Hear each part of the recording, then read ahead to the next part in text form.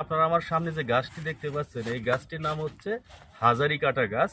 Local ভাষায় একে হাজারি কাটা বলে। আপনারা দেখতে পাচ্ছেন এই গাছটি অনেক কাঁটাযুক্ত এবং গাছটিতে আপনারা অসংখ্য ফুল দেখতে পাচ্ছেন এই এই মুহূর্তে। এবং এই ফুল থেকে যে বীজটি হয় আপনারা দেখতে পাচ্ছেন একদম লাল কালারের এই বীজটি। স্থানীয় লোকদের তথ্য মতে এই বীজ থেকে চারা বানানো হয় এবং এই গাছটির চারা যখন বড় হয় তখন চারাটি কেটে টমেটো গাছ দিয়ে এই গাছের চারার সাথে কলম করা হয়।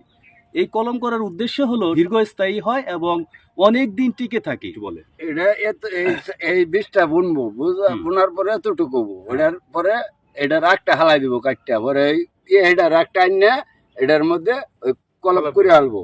এই টমেটো গাছ দিয়ে এতটুকু হইলে ওই টমেটো গাছ দিয়ে পেঁচ দিয়ে বাইন দিয়া ক্লিপ লাগাইয়া এটা খালি চামড়াটার মধ্যে বহাই দিব, বহাইতে ক্লিপ লাগাই দিব। সুপ্রিয়, আপনারা বুঝতে পারছেন এই গাছটার থেকে যে চারা